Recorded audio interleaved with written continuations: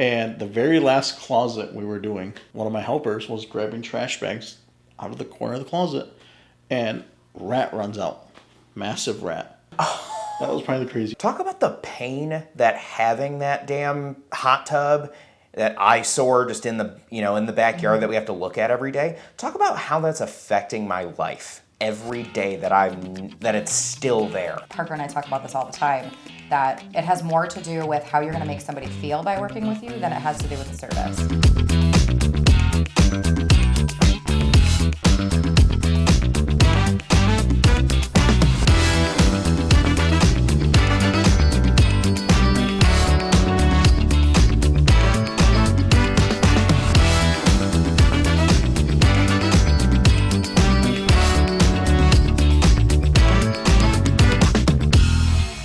Welcome back to Michigan Marketing in the Morning. My name is Parker DeCover, owner of Prime Edge Media, alongside my co-host. Oh, I'm introducing myself? Yes, you're introducing yourself. Alicia James with Flamingo Consulting. And today we're here with Derek Ochoa from Anytime Junk Removal. On the show, basically what we do is we bring on missionary entrepreneurs who have a killer story and an awesome business, and bring them on and talk about their story and what they do, kind of what makes them tick. And then we go through their marketing, take a deep dive into that, and come up with an entire 6 to 12 month marketing plan for them.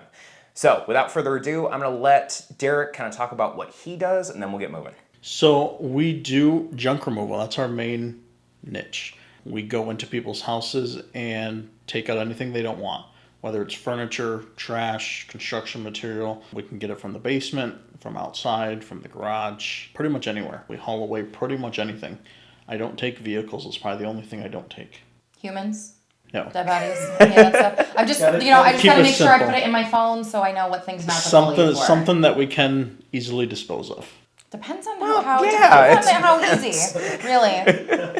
How long have you been in business? Since 2020. Okay. So you decided to start a business during a pandemic. September of 2020 we started. Yep. Statement stands. Yeah, tell me about that. It was kind of convenient because there was the no contact thing and things like that people would set their stuff outside. We'd show up, pull up, load it up. I'd send them a bill and drive away. Oh. So it was very simple in the beginning. And everybody was stuck inside, so all their stuff feels like it's falling in So on they'd them. set it outside for us. And then you expanded, so you So it do a lot more evolved. now. Yeah, so now we do roll-off dumpsters. So I'll drop off a dumpster, people can load it up. And last year I got into residential trash service. So weekly trash, we've got a trash route running that we go out and pick everybody's trash up. Where do you do trash pickup? So Grand Haven area, Okay. Allendale, that area right now. Okay. Are you looking to expand? Slowly. Slowly. Trucks are expensive and labor's hard to find. It really is. What got you deciding, hey, I want to go pick up people's junk during a pandemic? I started because I have rental properties. Okay. Residential rental properties. I've got duplexes, single family homes, things like that. So you're used to going in and having to gut a place that's... Yep. So people would always leave things behind. I'd load it into a trailer, hand unload it from the trailer into a dumpster. It got kind of time consuming. So I figured I'm going to get a trailer dumpster and I can push a button and unload it. Okay. So then I figured, hey, I've got this trailer, I might as well keep it busy. So I advertised, hey, who needs furniture picked up? Who needs to throw something away? And it's kind of evolved. So you kind of accidentally started to haul away junk. Pretty much. Got it. It's kind of evolved into a full-time thing. I mean, we run 5-6 days a week, just depending on what's going on. Wow. How big is your team now then? I do 2 full-time guys, and then we've got 3 part-time guys. Okay. And are the part-time guys doing like the smaller haulaways, or are they doing... Just kind of come in when we've got big projects or busy weeks. I mean, we run 10, 12-hour days sometimes, depending on what comes up. Okay. Was it... I mean, you started it because you figured I got to keep a truck busy because I had to buy it. Was there any particular reason why, or like, is there any emotional reason why you're like, I'm going to build this, it's going to be a thing, other than just... Damn, I really need to use this truck to explain the expense. Well, it's kind of came down to my kids now, I think. Okay. So kind of build something for them to do and have. I mean, rental properties is a little bit different, where this is something where you're a little more involved. You get the day-to-day interaction with people. You see different things. Mm-hmm. I mean, we've seen crazy things. We're coming back to that one. It's something I can build for my kids. I mean, it's something they can get into if they wanted to. Okay. How old are your kids? I've got a 4-year-old, 6-year-old, and 11-year-old. So you have your hands full. So yeah, Just we a got little. 3 kids at home. What's your favorite thing about your business? I'd have to say just that every day's different. Okay. It's not the same repetitive thing every single day. Even with the daily pickup or the weekly pickup. Yeah, because I mean, it's surprising what people put in their trash. Okay, now I have to know. Like we need at least one crazy story. As far as, I mean, the junk removal, I think the craziest thing, we were doing an apartment complex out in Greenville area, and the people had moved out, and there was a live pet rat. Oh. We cleaned this whole apartment out, and the very last closet we were doing, one of my helpers was grabbing trash bags out of the corner of the closet, and rat runs out.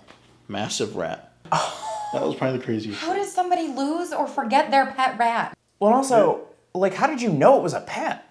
Did it have a collar? It was like white and like gray and like fuzzy and yeah. Like it was clearly domesticated. Yeah. Huh. Yeah, that was probably the craziest. What did you do? Did you take it home? Like, do your kids now have a pet rat? No, we caught it and just got rid of it. I mean, the apartment complex didn't even know it was going to be there. I feel like this should be a mascot. I feel like there's a whole freaking thing going on here. What other weird things do you find in people's trash? Mostly so I know what not to throw in my trash, so people don't go like, "Oh God, you're that house." Dead animals. Like pets? Or like I hit a deer and I brought it home, decided I didn't want it, and I threw it in my trash can. We found kittens. We found chickens. I mean, it's... That's bizarre. Damn. Okay. That's crazy. I got nothing. No. I can't even know how to segue that one. So yeah, I mean, it's interesting. So when it comes to like junk removal and stuff, what's like one thing someone can throw away that like is technically your job, but is gonna like make a junk removal guy fucking hate you? I'd have to say the worst thing is pianos. Pianos. Really? All right, I'm feeling much better about my piano now, personally. Okay, yep. Because they're heavy. And all the weight inside and the harp in there. And... It's almost worse taking them apart. When somebody takes something apart and then says, "Hey, I've got a pile of, I took my couch into 4 pieces." That's worse than leaving it and let me get it out of the basement. Because I can get it out in 1 piece. And now you have to do 4 trips up and down the stairs for no reason. Do you like, I don't know, add in a little extra charge on that one? If somebody says it's in pieces, yeah. You're like, nope, double. Yep. Yeah, that's the worst thing. When things are in pieces, especially pianos, those are the worst. Who would take their piano apart? Like what? Because they try and do it. Oh, so they plan to They think, destroy we're gonna lighten it up, but that's not even where any of the weight is. When all the keys and wood and no. That's not. Yeah, it's all the innards. Oh my goodness. Yeah. Again, feeling much better about my piano now. I converted my piano into a bar, so honestly, that works much better. Yeah. And then we don't need to get rid of it. Yep. So where do you want your business to be in like 3 to 5 years? I'd like to have another truck and a whole other crew on the road. 2 to 3 guys full time on the road. Okay. Do you want to expand region? Do you just want more like market share in the area you're already in? I'm looking to expand out east a little further, so I'm based right on the lakeshore, but I want to get into Grand Rapids metro area a little more. The population is much greater. The hard part about it is there's a lot of individuals that do it. This guy wants to do it on the side of his landscaping business. This guy wants to do it because he doesn't have work, but he's going to fill up his pickup truck.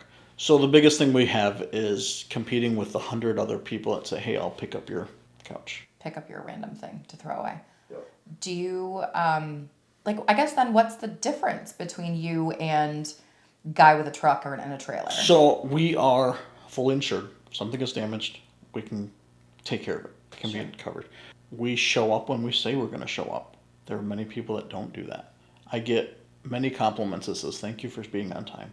Thank you for actually showing up. Thank you for answering the phone." There's people that don't even answer the phone. Interesting. So we just try and answer the phone. We'd be on time, and it seemed to work out so far for us. Clientele has gotten larger as far as even the job size.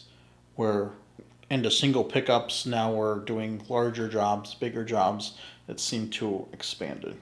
Would you say most of your customers are residential or most of your customers are like property managers and... Most are residential. Okay, so people just looking to clear out their own junk. Yep. Got it.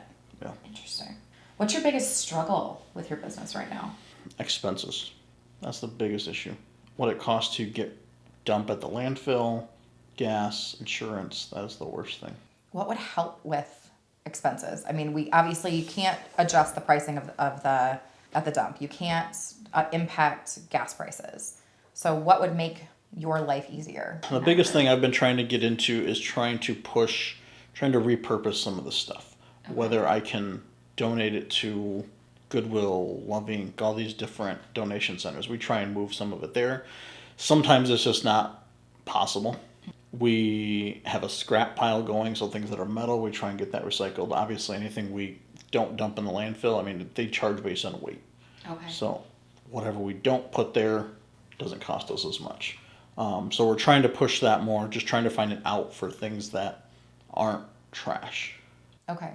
What kinds of things do you feel like could find a use but maybe haven't yet? Mattresses are one of the biggest things. And with mattresses, the landfills charge a surcharge on top of it. So it's not just a normal fee, they've got an additional per mattress fee. Wow. Why is that? I'm guessing it's because they don't compact and process the same. Okay. Because of the springs inside? Or I'm because... assuming, or the foam. Interesting. Some of them even charge for couches, some charge extra for recliners. It depends where you go.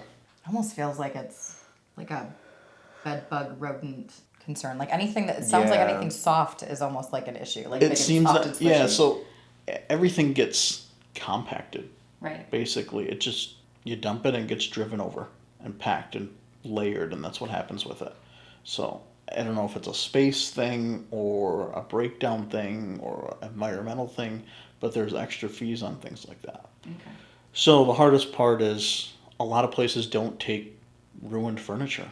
If there was an easy way to recycle those items, it might help, but it's not. It's a very time-consuming thing to break stuff down that's like that. Mm-hmm. Is there anything that would make, I mean, there's really two ways to adjust for expenses, right? You either cut the cost of things or you bring up the revenue. Yep.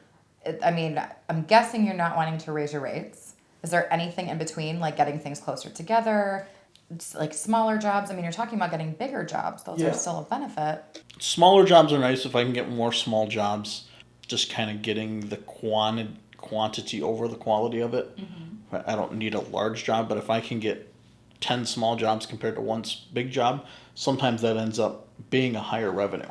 So I've been trying with that to try and almost have a minimum lower cost to try and get the single item things to help it. Just generating. I mean, even one customer could turn into 2 or 3 jobs down the road if I can get that one customer. Absolutely. That word of mouth. Hey, I saw that you put your mattress out by the road and it disappeared. I hope nobody took it. Yeah. So doing that, and then I've been, like last year I started the residential trash, just anything that's tied in the same way to generate some more revenue.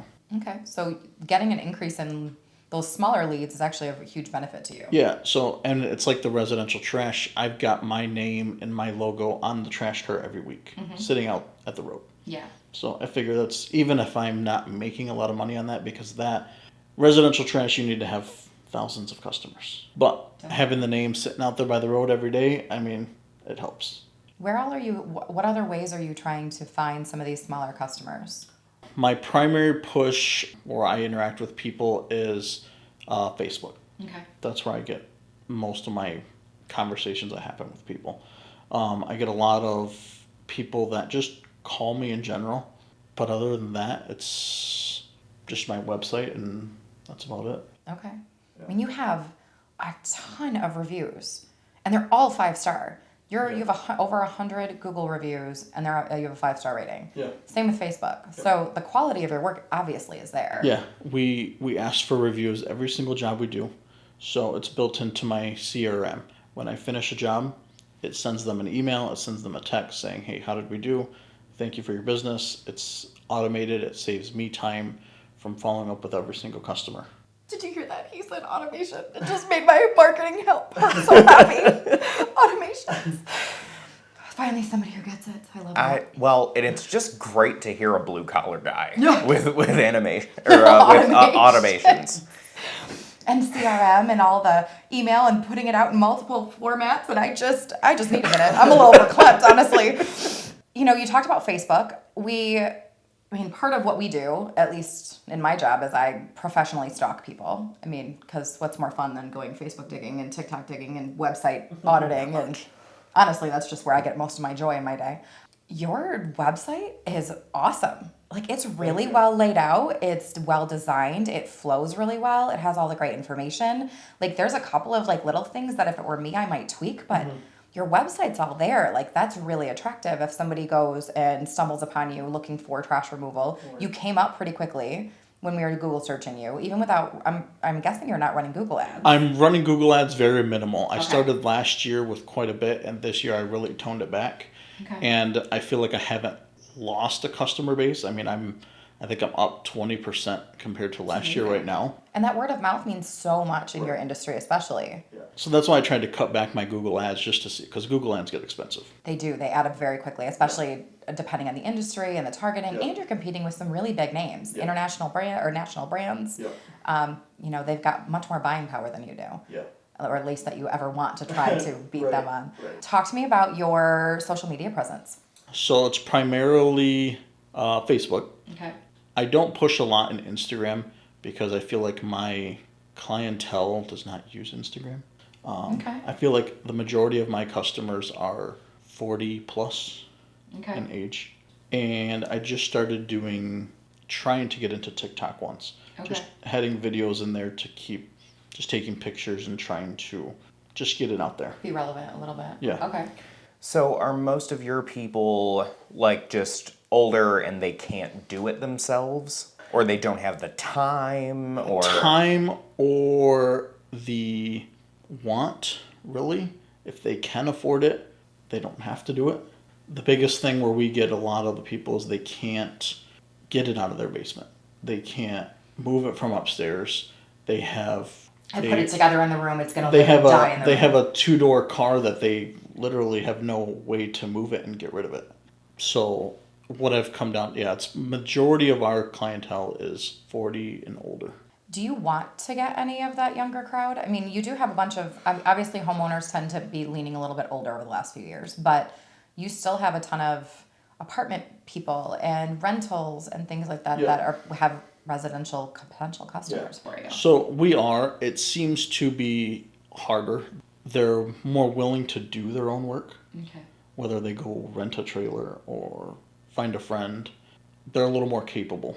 Okay. So sometimes it's harder to get a younger client. Do you find that a lot of your customers want to get it out of their house themselves and you can do more street pickup? Or that was how you got started. So I offer that because I will even offer them a discount if they have it at the street. If I've got to get it from inside their house or in their basement, it's going to cost them more.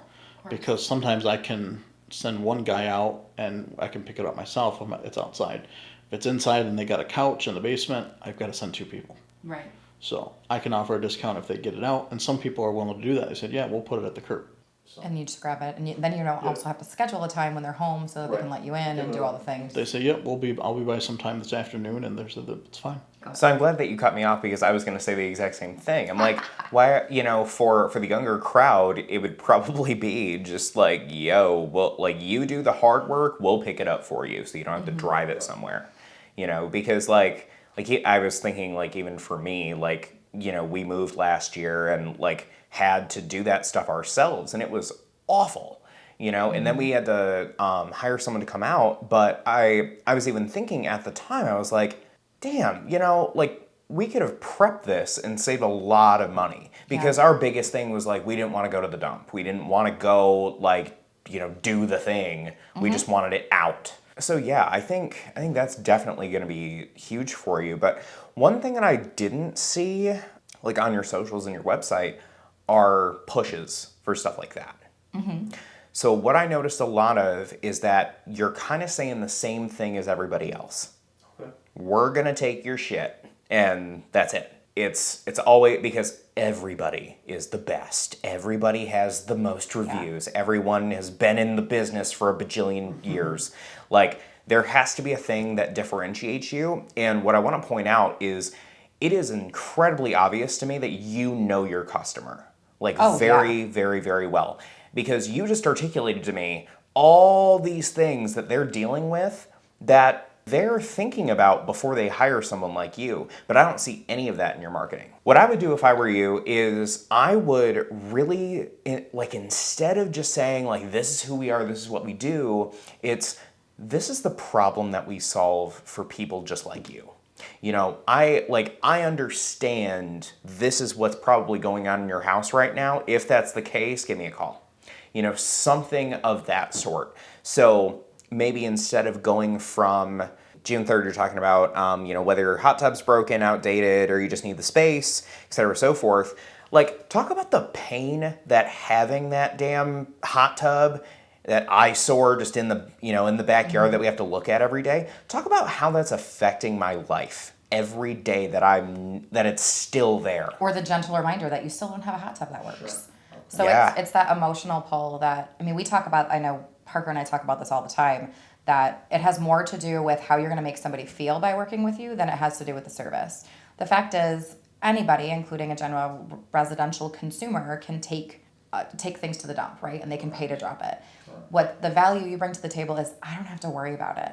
And if there's a ton of revenue possibility for you to get things to the curb, it's my shame point. I have a massive pile of boxes for moving. And it's Amazon boxes and shoe boxes and more shoe boxes. And then my roommate moved in and there's, you know, her boxes out there. And all of these are just cardboard. I can't fit it all in my trash can in 1 week. I also have a Suburban that I cannot fit it all in there without my car smelling like boxes. Yeah. I just don't have the capability. But if I could know that I could put out 2 or 3 things, or you know what, I'm just going to put all these boxes out there. I'm just going to open the garage and you're going to make my life feel less cluttered. That right there is my selling point. Sure. And especially those small things, bringing it outside, it feels less invasive. It's really comfortable.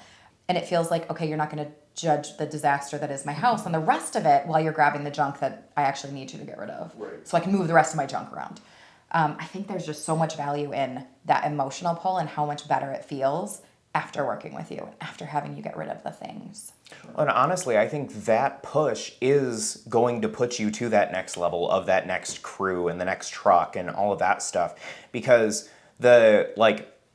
what I know about the blue collar trades industry from the guys that I've worked with is that you're kind of stuck in a certain phase until you level up what you're doing as far as getting your message out.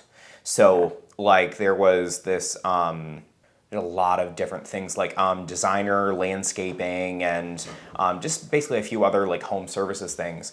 And their biggest thing was they could not get past 3 crews, and they didn't know why. They're like, our Google ads are tapped out, our Facebook is tapped out, you know, we're posting every day and whatever. But then I took a look at their socials and they were saying the same shit as everybody else. So it's not standing out. Right. So as soon as we had them push that, and I was just like, you know, because they weren't a client of ours at the time, when we had just started like talking about that stuff, I just said, how about you talk about the problem that these people are dealing with in your Google ad? You know, how about like instead of just, I don't know, they all said the same generic shit, like, you know, same day turnaround or, you know, whatever. We'll get rid of anything. Yeah. Right? We'll haul all of your junk. Instead, it's the emotional side of it going, wouldn't it be great to have a clutter-free home, or to not have to look at that junk every day, and having that just you become the solution instead of just like you're talking about attributes that everybody else has as well. Then you're not competing with the guy with the truck that's just going door to door going, hey, do you have a refrigerator you want to get rid of? Right. Instead, you're actually showing that you understand your consumer. Makes sense, yeah. So to your point, you just mentioned, in looking at your socials, the stuff that you're putting out is interesting. I would love to see more like before and afters or time lapses. You know, you have these massive piles of things, and I know it's not necessarily pretty underneath, but to watch everything disappear, this is where I feel like Instagram might actually still be really valuable for you. You still have 20 and 30 somethings that are either condensing household or consolidating as they move in with partners or move in with roommates. They have a bunch of junk, or they're upgrading finally away from all the things they had in college and have all this stuff. That it's that, what is that, ASMR, where it's just, man, it is so fulfilling to watch it slowly disappear. And realistically, there's no extra effort for you to post from on Instagram and on Facebook. Like there's so much value in both. You might only capture a couple, but you're creating the same content. So it's just, offering it in both spaces, you might catch a couple more in the younger crowd. Sure. You can also cross post. Yeah. Because with no effort. Like you can go into either Facebook or Instagram and just say post to this account. With you being on TikTok, I think if we were to get you away from doing the generic like photo slideshow videos, I think you become a hell of a lot more captivating. Even with something as simple as just a time lapse. You post it up in the corner of the room and, you just do your thing and don't forget your phone. Like that's pretty much it, and I've even seen like landscaping guys buy a drone and they'll put the drone up in the air and then they'll do a whole yard. Like stuff like that, I think thinking outside the box of like what is unique to you that you could do and what's unique to your industry that no one else is doing. What are the guys that are making millions of dollars in junk removal doing to market their businesses? And what did they do to get there? Because I think you're going to find a lot of the same things. I think you're going to find a lot of the better looking content. I think you're going to find a lot more speaking to the problem rather than the, just this is how cool we are. And I also think that they're very likely to be using a lot more socials than you are. Okay. So, I'm a huge proponent of at least having the account on every platform. Even if you're not, posting to everyone, you're not optimizing for all of them or whatever, it's still another touch point where they can find you, especially YouTube. Yeah. YouTube has gotten huge with SEO because they're partnered with Google. Mm-hmm. So all of the videos that come up in the video section are always, not always, but mainly YouTube content that you can search for. So I think even posting some valuable content on just like tips for your own junk removal, or this is how to not make your junk removal person hate you, or this is how to save money on your next junk removal. Well, and even knowing that, like, don't take the couch apart trying to make it easier for me. Like, that's a piece of content that I would have easily thought that the best thing that I could possibly do for you is to get it started. 100%. And to know that it's actually more work, it's more effort and energy, and more importantly, it's going to cost me more money. I'm not touching that damn couch. Yeah. Get down there and go ahead and do it yourself. You're on your own. I trust you. And then even talking about things as we're thinking like emotionally, right? So one of the things that sets you apart, obviously, from the guy down the street with a truck and a little hand-painted sign is you're insured. You're safe to be around. If your guys are background checked and putting all of that information on there, so you don't have to worry about, I don't know who was hired, but this guy has been in prison 5 times for home invasion. Sure. Those kinds of things set you apart and make you stand out a little bit differently. Also, any kind of emotional stories, so things that come to mind, hoarders is a thing, right? People love, first of all, they love the show. Yeah. Totally freaks me out.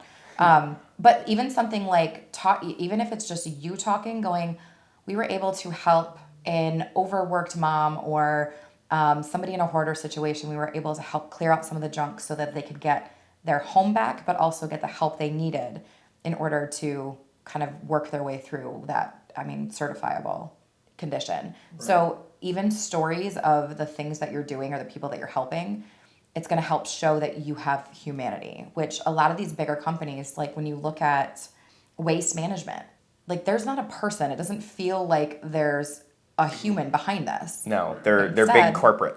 Instead, yes, it's great that they can drop off a dumpster, but what makes you special is the fact that you know and you understand your consumer. You understand how to make life easier. Being able to tell some of those stories about the way you've helped, and like the fact that you're donating or trying to bring things to these organizations like Goodwill or was it Love? Loving. Yeah. Having the fact that you're looking through these to figure out what ways, not only can we not have it be in the dump, but also how else can we serve the community by giving it to organizations that need it. I think that sets you apart too. Yeah. I'll guarantee Waste Management doesn't go, you know what, this still seems repurposable. I think we're going to drop it off here instead. Yeah. Well, and I would also love to see some emotional looking testimonials from the people that you've actually helped in, even from organizations like that.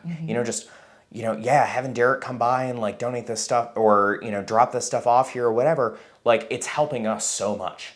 And obviously it would be a lot more in depth than that, but even like I would want to see like, if I'm in my 50s, I want to see someone else in their 50s that I can relate to that had their entire life changed because they got all of that shit in that one back room that's been, annoying the hell out of them for months completely gone.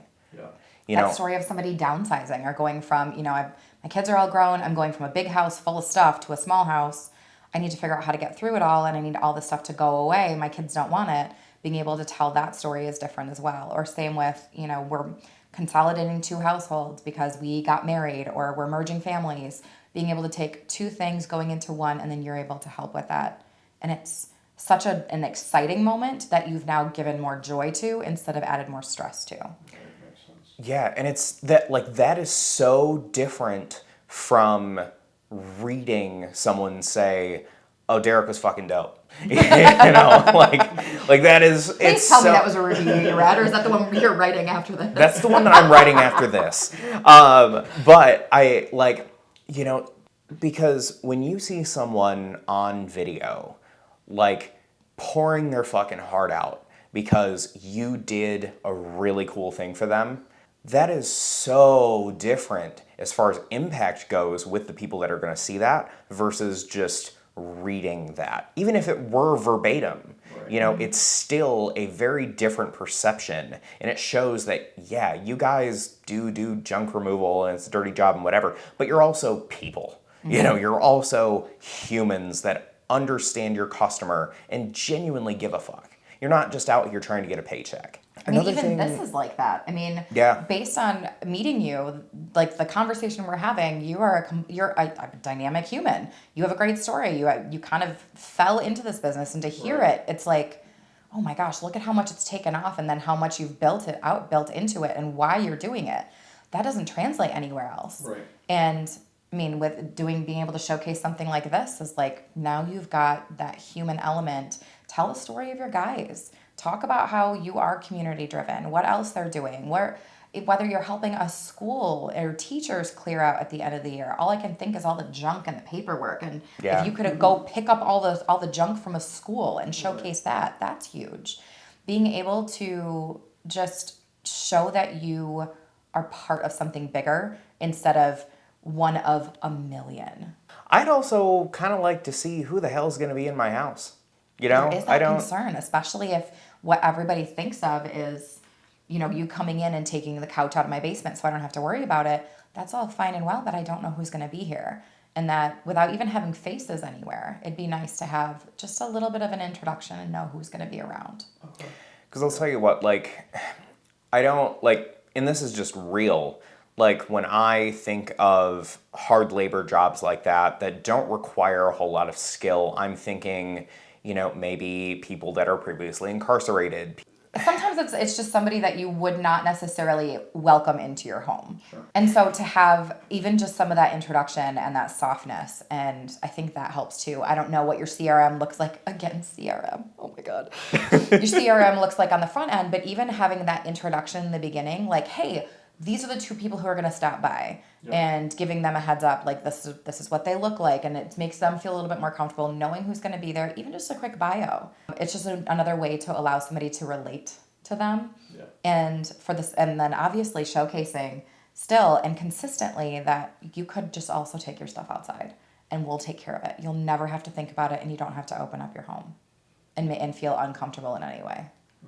I have another idea. Oh no. Oh no. Oh no. I mean, great.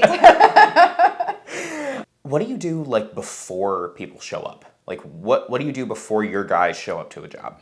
I either go out in person and quote it, see exactly what they have, especially for the ones that are garages or basements or houses or whatever. You want to know what you're walking into. Yeah. So I prepare. I go make a plan whether I'm going to send 1 guy or 3 guys or 4 guys. So we figure that out. it gets scheduled if they wanted to do it. So they get an automated message saying, hey, you're scheduled for this day, this time.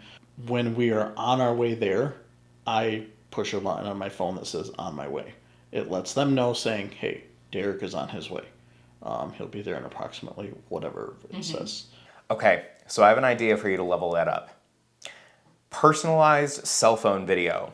Hey, whoever it is, it's Derek here. I'm gonna be the one taking care of your job today or whatever. Especially if it's another team member, introducing themselves and just saying, I'll be there in 10 minutes or, whatever. Make it personalized, and that's something that you can literally do at a stoplight. That's just something that you can quick send out. Yes, it's not going to be fully automated, but that's going to put you a huge step ahead of everyone else that they've ever worked with. Like, I have never worked with a trades guy who has done that, but one guy who I think he replaced my windshield. I will never go anywhere else because I just thought that was really cool. So think about like those types of things and like what little things can you do to provide a better experience, but doesn't cost you anything. The other thought I had is if you're going to somebody's home anyway and you're quoting, and let's say they agree while you're there, which is always, we love when we close in person, going a couple of, and having even a flyer, like I'm going old school, even a flyer that you put on a door or near a mailbox, nearby, hey, we're picking up stuff on Thursday for this customer. If you'd like, we can also pick up any of your junk, put it out by the curb. It'll only cost you $25 or, give them a QR code, something that if you're already in the area and you're already going to be filling the trailer, let's add in a couple of little extra things that we can round out a trip and make it worth going to the dump for. Or potentially more donated items that, while I don't need somebody to haul all my junk, I really just need to get rid of this table, or I really just need to get this box of shit out of my house. That's another great way just to kind of add in and make that trip even more viable for you. Right. Derek, what was the original plan to get you into having another full team? I'd like to eventually get off the truck. I work it every day alongside my guys. So eventually I'd like to be off the truck, and I run all the back end bookkeeping and all the other stuff when I get home at 6, 7, 8 o'clock, and that's when I do it at home. There's nothing more fun to do in your evenings but bookkeeping. That's my favorite. That's that's what I do. In the middle of the day when we're doing jobs, there's not a lot of time to do things like that. So eventually I'd like to get off the truck and be able to do, that's what I did in my previous job. I did all the bookkeeping and all the back end stuff. So that's where I'd like to be able to expand it without being on the truck. You want to work on the business, not for the business. Yeah, right. And what is that going to do for you? I mean, having all that extra time, like what the hell are you going to do with yourself? I'm assuming it's not going to take you 8 hours a day to bookkeep, right? No. Just checking. No. But being able to help expand it with not being on the truck. See if I can get more clients or apartment complexes or somebody that I don't normally have. You'd be able to do more sales too, right? Because then you're not having to go do the hauling and do the quoting. Right. Would it change your family life at all? Yeah, it'd give me more time. I mean, with the kids that are little right now, yes. I mean, obviously even school, but like summertime right now, I try not to work the weekends. Doesn't always work that way. But yeah, if I had more time, especially during the summer, to be home with. Well, they still like you. Right. Teenage years, it's all bets are off, and then we all agree one of us is going to go to work. But I think that makes perfect sense. Yeah. Do you envision turning your part-time guys into full-time guys? Is that kind of like your transition? Ideally, I'd like to, yeah. Okay. Yeah. And then just being able to have enough work to justify moving them to full-time. Yeah. Got it. Okay. Do you know where that tipping point is? No. Okay. Kind of figuring it out as you go. Yeah. Okay. I mean, working 2 or 3 guys 50 hours a week, 60 hours a week still isn't enough to put 2 full-time guys on because it's not consistent. It's almost a seasonal business as well. It does slow down in the winter. Does it slow down because they think you won't, or does it slow down because your costs go up, or what makes somebody decide, I don't want to do it because it's January? I think part of it is just the weather in general. I think when it's cold out, 10%, maybe 10, maybe 20% of my business is the roll-off dumpsters. Okay. Somebody doesn't want to go haul stuff out and throw it into a dumpster in the middle of winter. Fair. No, and also what my mind went to immediately was I don't want a bunch of dudes walking into my house over and over and over and over and over with slushy shoes. yeah. And that maybe is where your smaller ones, where you're doing more curbside pickups in the winter and maybe really hitting those hard. Yeah. I could envision, like, a mom of 3 kids myself. Dear God, the amount of crap that's in my house after Christmas makes me want to burn the place down and walk away, right? So pushing out advertising, even going like into December, focusing on curbside pickup. You don't have to worry about leaving the TV box by the trash and worrying about who's going to see it and think they should, come and take the new TV. Things like that, where you're also again showing you understand. So I mean, even if it's a video ad running on socials where it's mom buried in boxes and wrapping paper, and like, oh my god, like, and just tearing her hair out, and then you come in with a Christmas hat on and then snap your fingers and it's gone. And she's just ecstatic. She's got her house back. It's all clean. It's all organized. It's that concept of, I understand you. I'm thinking of you. And then really rolling that out so people are thinking that, they have options outside of guy with slushy shoes hauling the couch out of my basement over and over and getting all the stuff all over the house. Right. I think that would be absolutely amazing. Just shifting your marketing seasonally to help make sure that that's more maintainable outside of your peak season. Right. You read my mind. It's horrifying. It's really scary. Sorry, that threw me. But yeah, I was thinking the exact same thing. Like, just showing what that looks like. And even like I would even think if we were to do an ad that like really, really was specific, like so specific enough, you may get some people saying like, where'd you get photos of my house? Like how'd you know that I was going through all that? And that is the type of stuff that makes the difference. That even if you are $100 more than homie down the street, and you can't be there for a couple days or whatever, they're still going to trust you because they like you and your brand. They know, like, and trust you as the authority. And that's what social media is for at the end of the day, is saying, yo, this is what we do. And these are the people that we help. We help people just like you. By the time that you need something like what we have to offer, give us a shout. And I think the more and more you talk about those specific problems and illustrate them, not just talk about them, but illustrate them in front of people, the more it's going to click and the more you're going to see that recurring revenue, which is what you need. And I do think that with the trash pickup stuff, like doing the weekly pickups, I think that could be pretty damn lucrative for you. But like you said, you need like 1,000, 1,000 accounts. Whereas I wonder if you could do something for recurring revenue, something like Alicia had mentioned with, just telling people like, hey, we're in the area or whatever. Maybe put a post out, once a month. Say, hey, we're coming through your neighborhood, like in just random groups, and say, hey, we're coming through. If you've got, this thing, or whatever, or charge it per item or, whatever it is, leave it out by the road, we'll take it for you.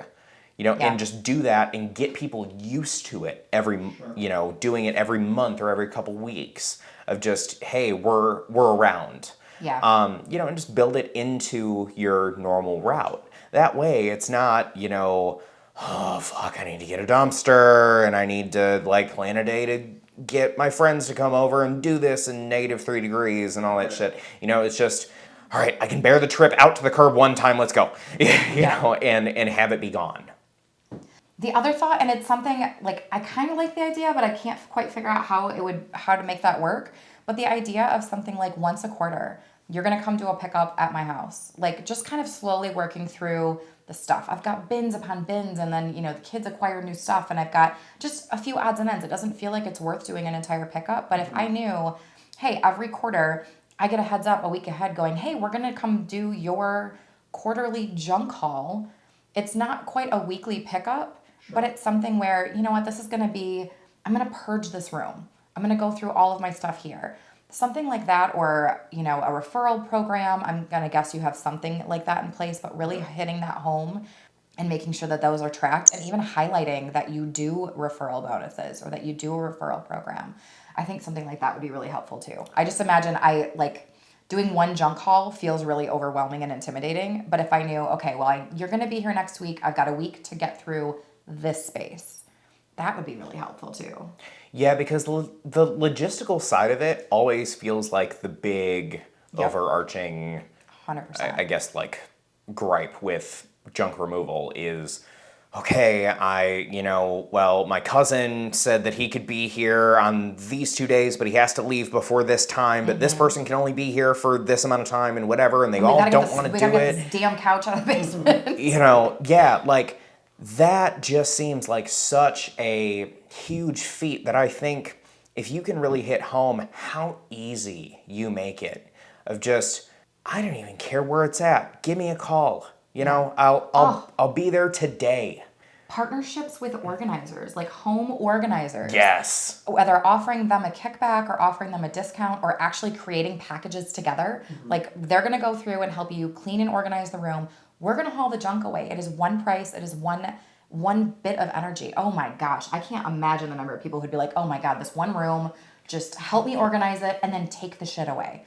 Because it's usually, that's where I get easily overwhelmed. Is like I go through everything and go, well, now everything is out and I don't know where it goes and I don't know where to put it and I know I don't want most of it and now it's all piled up and I'm fucking mad and I want to go home so that I live here. It's just something like that where it simplifies the entire process. And then those people obviously refer you again in creating those relationships. You then have a steady stream coming from organizers. And also, do you send people like postcards or like handwritten cards or anything? I haven't gotten into any of that, no. Okay, so I think you should, especially in your slow seasons, to just say like, hey, you remember what we did for you like 6 months ago? Yeah, we're still doing that. I'm sure you have more things than you had 6 months ago, What about email campaigns? Do you do anything with email campaigns? Here and there, not regularly. That might be another thing to kind of help drum up some things during the off season or scheduling something, to go out a day after and then 6 weeks later and then 6 months later. Even just like, hey, here's some great organizing tips from our friends at this organizer. It allows you to showcase another business. It allows you to showcase that partnership. It then gives them a freebie, right? How to organize, stack, do something. And then, hey, when you have extra junk, you give us a call. Especially if you're gonna do something around the holidays where it's more like haul it out to the curb, we'll come pick it up for you. That's a great way to help promote that as well. Especially if you're gonna be in certain areas, you do your email list based on, hey, we're gonna be in Allendale today, or in this particular neighborhood, I'm gonna send out a mass email to everybody that we've previously done work for in this zip code. And we can drum up extra work for being in the area. I was just going to say the exact same thing, like email people in certain neighborhoods, like, yo, we're going to be here next week. I was looking into, I think it's called Chirp. I don't know if you've heard of Chirp. I know the name, but I think it does something like that. It helps like the automated, you can do that, like specify a general area and mass message those people in certain areas. Yeah, it kind of utilizes geofencing. And it's not a bad option. It certainly could be something you do by hand though too. Right. If you have an email system, you go and search for the people within the same zip code. Right. Just shoot them all a message. Zip codes are not huge, but maybe you end up with 2 or 3 days in the same area and it makes it even easier. Or now instead of just one guy out, hey, I have a reason to have 3 or 4 guys out. And it just helps to drum up that consistency. And then that personal touch, I think, makes a huge difference because we're just reaching out and it's written as a personal note, doesn't feel automated. It doesn't feel over marketed. It's just, hey guys, we're going to be in the neighborhood. If you need anything, give me a call. And it's just that gentle reminder of, hey, I'm the guy. I'm your guy. All right, so let's talk through kind of what we think would be the top three things to really tackle. You go first. What do you think is number one? I think it's twofold. So talking about the problem that these people are dealing with and very vividly illustrating the problems that you solve on top of illustrating that in your content. So like higher end photo and video content. Like the one and obviously I'm biased, but the one thing that you can do to differentiate yourself overnight is have better content. Like, everyone is using iPhone photos and videos. Right. You bring, a solid DSLR in with a really nice lens on it, like just making shit look like a movie, that automatically puts you ahead and it makes you look more expensive. So that also gets rid of a lot of the tire kickers who just want to pay someone, $50. Yeah. Not only is that going to add some value to your brand, but it's also going to get you into more of the rooms that you want. It's going to get you more of the clientele that you're looking for because you're literally telling them that, Yeah. I know what you're dealing with. And by you telling them that you know what they're dealing with, you're saying, that's who I want to work with. And I don't want anyone else. I want people just like you. So I think there's that. And there's also like really just finding different ways to just put yourself that little step ahead. Like video testimonials. I would love to see a lot of those. Sending out that personalized little video message. More stuff about your team. More stuff about you and what you do as opposed to looking like just another junk removal company. I think those things are going to be what move the biggest mountains for you in the fastest amount of time. What do you think?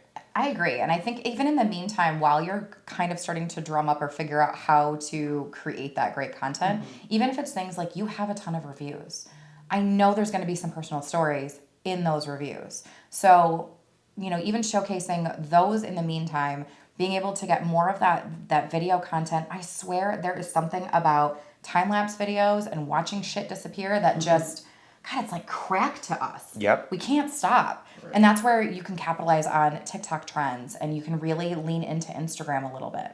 Yeah. I would sorry, I would love to hear like stories from you of just like stuff that we asked. Like, we are morbidly curious about this shit, and I'm sure most people are as well. I don't know. Behind the scene thing. Everybody wants to know the secrets. They want to know and be part of that inner circle. We just have to let them in, and we have to showcase that you actually have an inner circle. Sure. You're not just the guy with the truck. Like, you are a human. You have humans on your team. You have families. Being able to showcase that just a little bit without making it too invasive, but it invites somebody into that inner circle a little bit.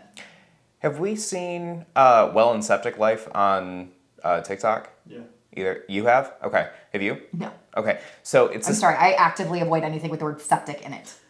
10-4. The account is just this guy who owns a septic company, and all he does is talk about business and talk about stories that he's dealing with. So he's teaching people both the ins and outs of the business, but also just general business, like this is how you do things. And people follow him because of his crazy ass stories.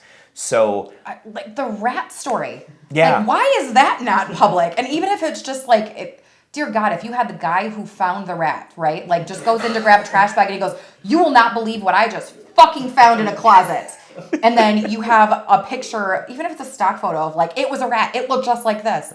Dear God, you're going to have people dying over what kind of weird shit are you finding? Okay, maybe not something too gross, but like just weird stuff that comes up or weird stories that happen, or it kind of balances out that heartfelt side of things that I think there's a huge value there, but also we're all wanting to be entertained.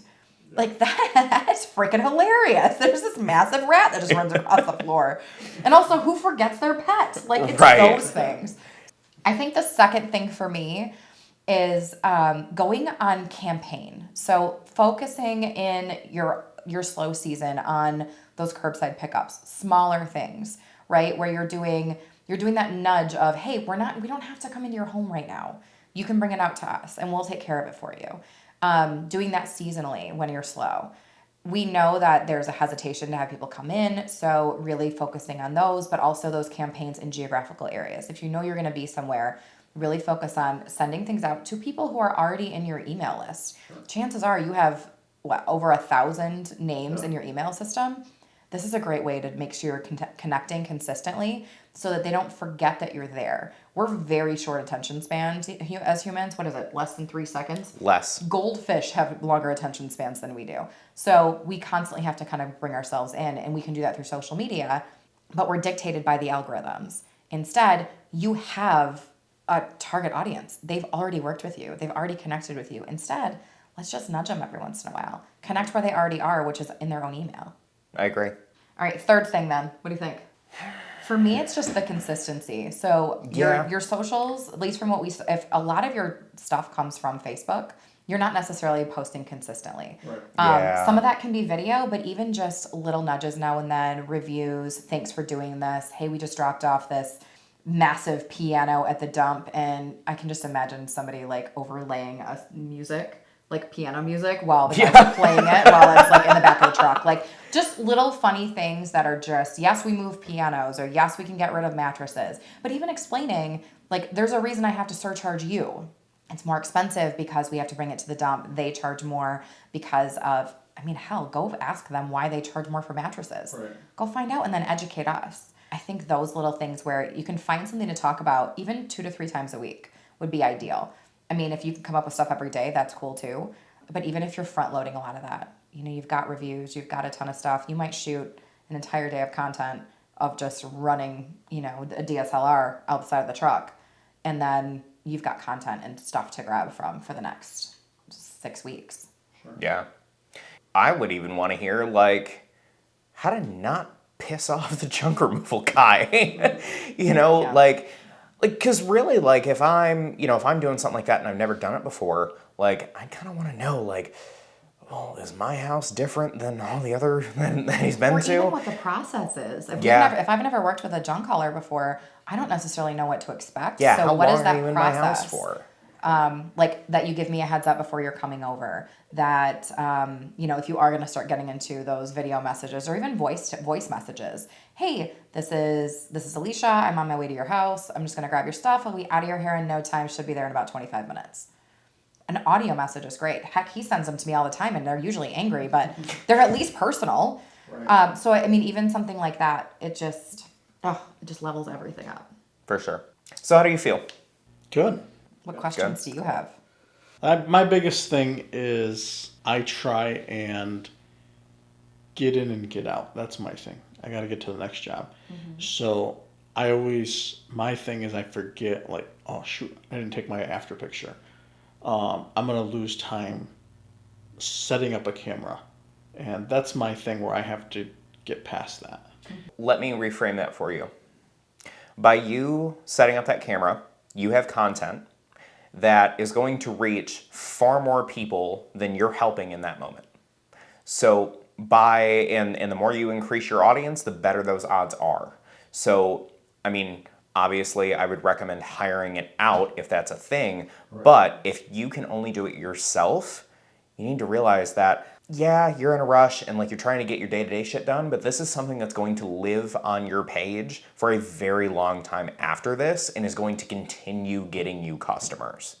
Honestly, I think that customer acquisition and stuff like that and like really delivering a killer product are two of the biggest things that you need to worry about because one pays the bills, the other keeps you in business. Mm-hmm. So I think if you can find a way to streamline that for yourself, maybe even make yourself a little checklist. You know, like my guys have a checklist in their truck about, you know, like what gear comes out and gets put back and, you know, oh, did we check the space 3 times and, you know, did we take a before and after picture and whatever.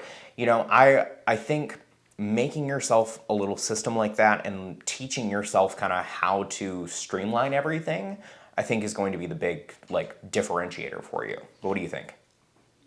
Yeah, I think so. It's, would you, I guess not, that's not the question. Would it be on not necessarily every job, but where would you draw the content? I mean, it's, you know what I don't know how to ask the question. Do you do it on every single job? Do you pick and choose? The other reason I think it might be helpful for you to do a before and after picture on every single job, especially as you expand, is it's going to help make sure that you're protecting your team. So I can imagine that as you're not at every job, especially some of these big ones, if they take a picture before, you saw the before, right? You already quoted the before. They take care of everything. If some customer comes back and goes, well, he didn't take care of everything. And you can go back to the picture and go, no, he really did. This is what we quoted. Mm-hmm. It also helps protect your team. So there's benefits to both, as not only as a checklist item and as you expand, but also worst case, you don't use it. It takes up, a tiny little bit of your Google Drive and you're good. And you might not use it now. You might use it in 6 months when you just didn't grab anything, or there's nothing interesting going on, or you're moving in a different direction, or you maybe grab a picture from a curbside pickup or a couch overhaul, but you're not pushing for couches until 6 months from now if you're really going to focus on a campaign. Okay. So I think it's just grab it all, and worst case, you don't use it. And then if you have content for days, maybe slow up, but chances are you're just going to maybe just not use it. Yeah, and also, like, it would definitely be beneficial for you as the owner if you're on site with a crew. I want to see your crew doing it. Yeah. I want to see them actively moving shit with a smile on their face. I don't want to see that, these guys are all like they look like they just rolled out of bed. I want to see that you guys are professional and that I can trust you in my house with my 10-year-old and my wife. Like stuff like that, I think is some of the biggest differentiating stuff that we don't think about, that no one talks about until it happens. Well, and I think there's also just, by showcasing it now and showcasing it ahead of time, the fears that live in the back of our head that we never actually talk about or we don't actually process. So things like, I'm going to trust, 3 guys to come into the house and haul all this junk out when my wife and my kid and my cat are home, sure, and I can't be there. By having that video and that personalization and all of these little aspects of things that we're talking about, I now feel safer trusting you to do that because I know more about you. It's less sketchy and in the dark. And, well, I better make sure I don't go to work that day because I have no idea who's walking into my house. Right. It's just a very different vibe. And it creates a sense of safety that even though they're not asking for it or they're concerned about it, they're never going to say it, or they maybe don't even know that they're afraid of it. Right. Well, this has been the second episode of Michigan Marketing in the Morning. It is still quite the shit show, so bear with us. It's not going to get any better. No. But I hope you guys enjoyed. If you guys need any sort of junk removal in the Grand Haven, Muskegon, Lakeshore. Lakeshore area, give Derek a call. Obviously, he knows what he's doing and he understands the problems that you're dealing with, so definitely got to talk to. If you guys want to be featured on the podcast, there is a sign-up link below. We want to tell your story, and if you've got some marketing issues, this is exactly what this show is for. It's all completely free at the moment. We just want you to come on and talk marketing because really, to be real, like, we do this anyway, and we just kind of figured it was a better way to go about it to help other people and not just sit here and talk marketing. Talk about it in theory. Right. And we just love telling business stories. Absolutely. I think there's so much power in being able to showcase a business owner that, normally we wouldn't get a chance to meet you and actually get to know you and hear more about your story and why it's important to you. We forget that business owners are people. For sure. So I hope you guys enjoyed. Until next time, we will see you soon.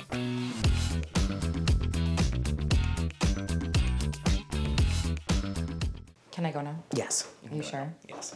Are you sure? You're done fidgeting? Uh-huh. You got your prime? That I do. Okay. Wait. Just kidding. Motherfucker! Make sure that's in the outtakes, please. I swear to God.